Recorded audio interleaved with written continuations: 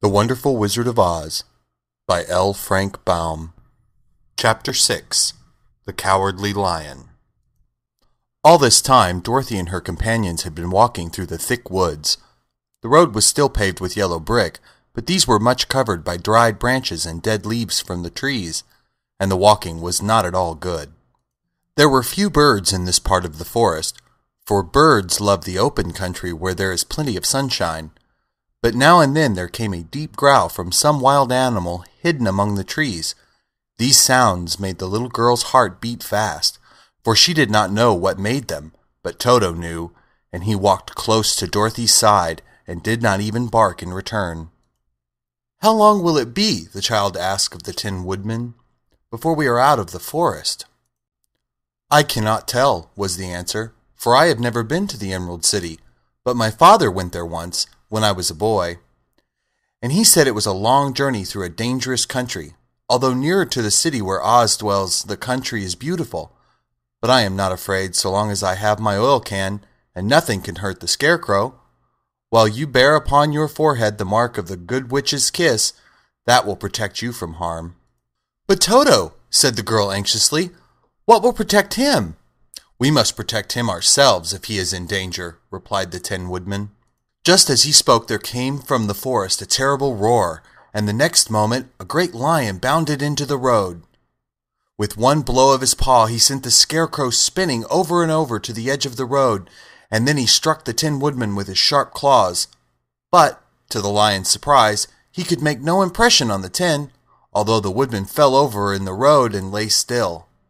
Little Toto, now that he had an enemy to face, ran barking toward the lion, and the great beast had opened his mouth to bite the dog when Dorothy, fearing Toto would be killed, and heedless of danger, rushed forward and slapped the lion upon his nose as hard as she could, while she cried out, "Don't you dare bite Toto! You ought to be ashamed of yourself, a big beast like you, to bite a poor little dog!" "I didn't bite him," said the lion as he rubbed his nose with his paw where Dorothy had hit it.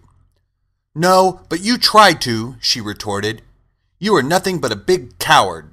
"I know it," said the lion, hanging his head in shame. "I've always known it, but how can I help it?" "I don't know, I'm sure. To think of your striking a stuffed man like the poor Scarecrow." "Is he stuffed?" asked the lion in surprise, as he watched her pick up the Scarecrow and set him upon his feet, while she patted him into shape again. "Of course he's stuffed," replied Dorothy, who was still angry. "That's why he went over so easily," remarked the lion. "It astonished me to see him whirl around so. Is the other one stuffed also?" "No," said Dorothy. "He's made of tin." And she helped the woodman up again. "That's why he nearly blunted my claws," said the lion. "When they scratched it against the tin, it made a cold shiver run down my back." "What is that little animal you are so tender of?" "He is my dog, Toto," answered Dorothy. "Is he made of tin or stuffed?" asked the lion. "Neither. He's, meat dog," said the girl. "Oh, he's a curious animal, and seems remarkably small, now that I look at him. No one would think of biting such a little thing, except a coward like me," continued the lion sadly. "What makes you a coward?" asked Dorothy, looking at the great beast in wonder, for he was as big as a small horse. "It's a mystery," replied the lion. "I suppose I was born that way. All the other animals in the forest naturally expect me to be brave, for the lion is everywhere thought to be the king of beasts. I learned that if I roared very loudly, every living thing was frightened and got out of my way.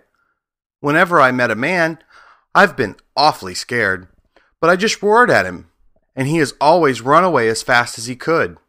If the elephants and the tigers and the bears had ever tried to fight me, I should have run myself. I'm such a coward. But just as soon as they hear me roar, they all try to get away from me, and of course, I let them go." "But that isn't right. The king of beasts shouldn't be a coward," said the Scarecrow. "I know it," returned the lion, wiping a tear from his eyes with the tip of his tail. "It's my great sorrow, and makes my life very unhappy. But whenever there is danger, my heart begins to beat fast." "Perhaps you have heart disease," said the Tin Woodman. "It may be," said the lion. "If you have," continued the Tin Woodman, "you ought to be glad, for it proves you have a heart. For my part, I have no heart, so I cannot have heart disease." "Perhaps," said the lion thoughtfully, "if I had no heart, I should not be a coward." "Have you brains?" asked the Scarecrow. "I suppose so. I've never looked to see," replied the lion. "I am going to the great Oz to ask him to give me some," remarked the Scarecrow, "for my head is stuffed with straw." "And I am going to ask him to give me a heart," said the Woodman. "And I'm going to ask him to send Toto and me back to Kansas," added Dorothy. "Do you think Oz could give me courage?" asked the Cowardly Lion. "Just as easily as he could give me brains," said the Scarecrow. "Or give me a heart," said the Tin Woodman. "Or send me back to Kansas," said Dorothy. "Then, if you don't mind, I'll go with you," said the lion, "for my life is simply unbearable without a bit of courage." "You will be very welcome," answered Dorothy, "for you will help to keep away the other wild beasts. It seems to me that they must be more cowardly than you are if they allow you to scare them so easily." "They really are," said the lion, "but that doesn't make me any braver, and as long as I know myself to be a coward, I shall be unhappy." So once more the little company set off upon the journey, the lion walking with stately strides at Dorothy's side. Toto did not approve this new comrade at first, for he could not forget how nearly he had been crushed between the lion's great jaws. But after a time he became more at ease, and presently Toto and the Cowardly Lion had grown to be good friends. During the rest of that day there were no other adventures to mar the peace of their journey. Once, indeed, the Tin Woodman stepped upon a beetle that was crawling along the road, and killed the poor little thing. This made the Tin Woodman very unhappy, for he was always careful not to hurt any living creature. And as he walked along, he wept several tears of sorrow and regret. These tears ran slowly down his face and over the hinges of his jaw, and there they rusted.